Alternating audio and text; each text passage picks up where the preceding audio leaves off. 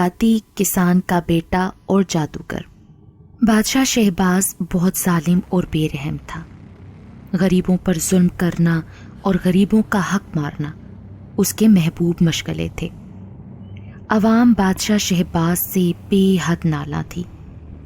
ایک دفعہ بادشاہ کی بیٹی سحر کو ایک جادوگر اٹھا کر لے گیا، اور بادشاہ کو جب یہ اطلاع ملی تو بہت پریشان ہوا۔ اس نے ہر طرف اپنے آدمی شہزادی کی تلاش میں دوڑائے، مگر اسے مایوسی کا سامنا کرنا پڑا۔ آخر بادشاہ کو یہ خبر ملی کہ شہزادی سحر کو ہیرا نامی جادوگر اٹھا کر کالی پہاڑی میں لے گیا ہے، اور کالی پہاڑی تک کوئی نہایت ہی سمجھدار اور دلیر شخص ہی پہنچ سکتا ہے۔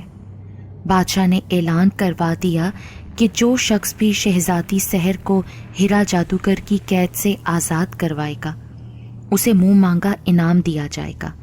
چونکہ شہزادی سحر نہایت ہی نیک اور عوام کا دکھ درد میں ساتھ دینے والی تھی، لہٰذا بہت سے نوجوان شہزادی سحر کو آزاد کروانے کی نیت سے گئے، لیکن ان کا کچھ پتہ نہ چلا اور وہ واپس نہیں آئے۔ اسی شہر میں سعید نامی ایک نوجوان رہتا تھا۔ اس نے یہ فیصلہ کیا تھا کہ وہ شہزادی سحر کو ہیرا جادوگر کی قید سے ضرور آزاد کروائے گا۔ سعید ایک غریب کسان کا بیٹا تھا۔ اس نے سفر کے لیے 2 وقت کا کھانا، ایک گھوڑا، ایک تلوار ساتھ لی اور سفر پر روانہ ہو گیا۔ وہ سارا دن سفر کرتا اور رات کو جنگل میں قیام کرتا۔ اسی طرح کئی دن گزر گئے۔ اسے نہایت ہی خطرناک جنگلوں، صحراؤں اور اونچے اونچے پہاڑی راستوں سے گزرنا پڑا۔ کئی خوفناک جنگلی درندوں سے مقابلہ کرنا پڑا، لیکن اس کے حوصلے پست نہ ہوئے۔ اب کھانا بھی ختم ہو چکا تھا اور بھی کئی دنوں کا سفر باقی تھا۔ وہ ایک جنگل سے گزر رہا تھا کہ اس کی نظر ایک بت پر پڑی۔ اس نے بت کا بغور جائزہ لیا تو اسے بت کے گلے میں ایک ڈوری نظر آئی۔ اس نے ایک جھٹکے سے ڈوری توڑ ڈالی۔ ڈوری کے ٹوٹتے ہی بت غائب ہو گیا اور اس کی جگہ ایک بزرگ کھڑے تھے۔ بزرگ نے سعید کو سلام کیا اور کہا، بیٹا مجھے معلوم ہے کہ تم کہاں جا رہے ہو اور تمہارا کیا مقصد ہے، لیکن ایک بات میں تمہیں بتا دوں، ہیرا جادوگر بے حد ظالم ہے۔ اس نے میری بھی بیٹی کو اٹھا لیا تھا، اور جب میں انتقام بن کر اس کے سامنے گیا تو اس نے مجھے جادو سے بت بنا دیا۔ اگر تم یہ ڈوری نہ توڑتے تو میں ساری زندگی اس بت کی شکل میں رہتا۔ سعید نے کہا، آپ کی بیٹی کا نام کیا ہے؟ میری بیٹی کا نام صبا ہے، بزرگ نے جواب دیا۔ سعید نے کہا، آپ فکر نہ کریں، میں صبا کو اس ظالم جادوگر کی قید سے ضرور آزاد کراؤں گا۔ آپ اطمینان سے گھر جائیں۔ بزرگ نے کہا، بیٹا میں گھر نہیں جا سکتا۔ سعید نے پوچھا، کیا مطلب بزرگ، آپ گھر کیوں نہیں جا سکتے؟ بزرگ نے جواب دیا، کیونکہ بیٹا جس پر ہیرا جادوگر جادو کر دے اور اس کی شکل نسل تبدیل کر دے، جب وہ اپنی اصلی شکل میں واپس آتا ہے تو 5 منٹ زندہ رہتا ہے، اس کے بعد وہ مر جاتا ہے۔ مگر مرنے سے پہلے میں تمہیں چند باتیں بتاؤں گا۔ تمہیں وعدہ کرنا ہوگا کہ تم میری باتوں پر عمل کرو گے، اور ان باتوں پر عمل کرتے ہوئے انہیں ضرور پورا کرو گے۔ سعید نے کہا، میں وعدہ کرتا ہوں بزرگو، آپ کی ہر نصیحت کو اپنی جان سے زیادہ ترجیح دوں گا۔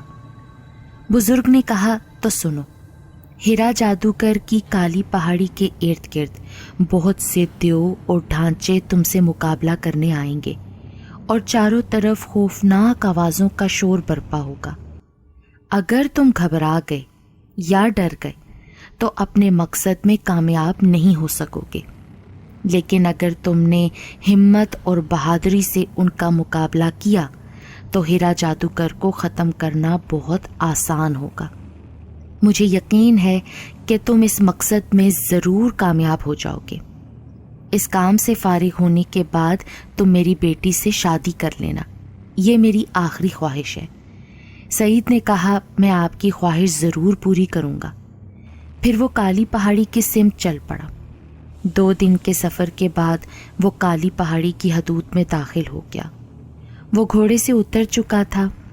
جب وہ کالی پہاڑی کے قریب پہنچا تو واقعی ہی اسے خوفناک اور ڈراؤنی چیخیں سنائی دینے لگیں، لیکن وہ ذرا نہ گھبرایا اور آگے بڑھتا رہا۔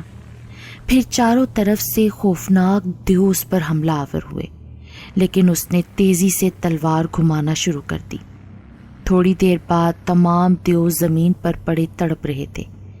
وہ آگے بڑھا تو اس کا سامنا ڈھانچوں سے ہوا۔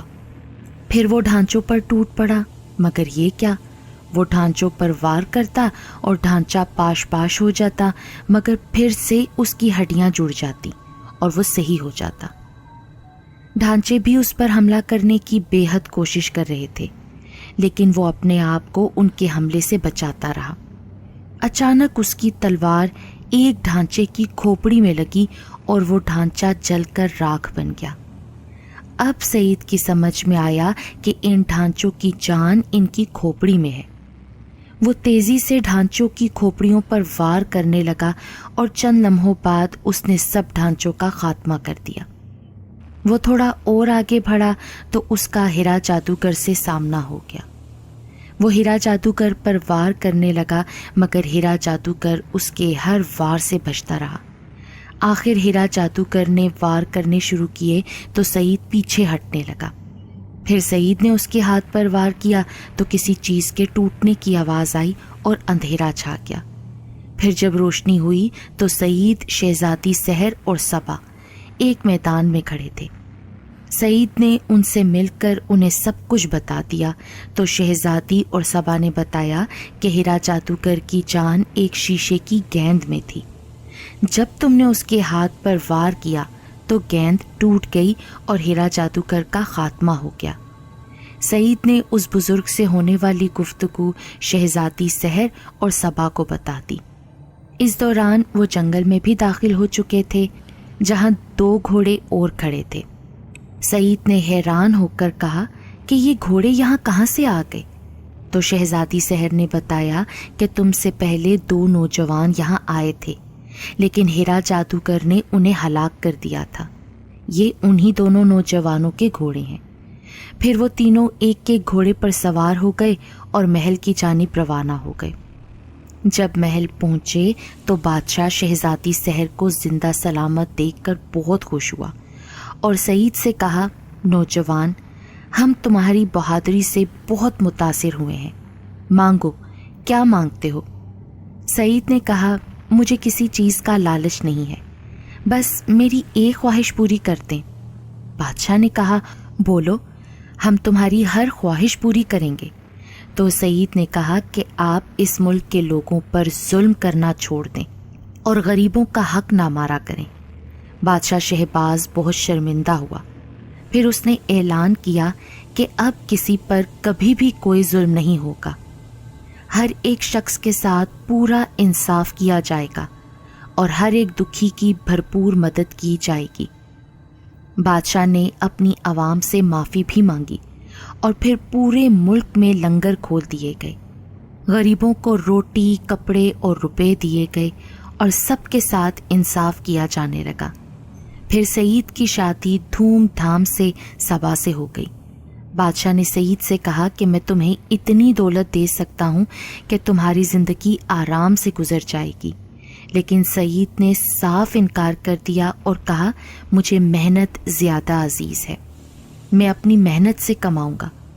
اس کے بعد سعید کسان بن گیا اور محنت سے کام کرنے لگا۔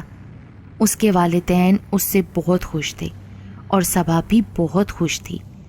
1 سال بعد سعید کے گھر ایک چاند سا بیٹا پیدا ہوا تو اس کے والدین کا دامن خوشیوں سے بھر گیا اور سب ہنسی خوشی رہنے لگے۔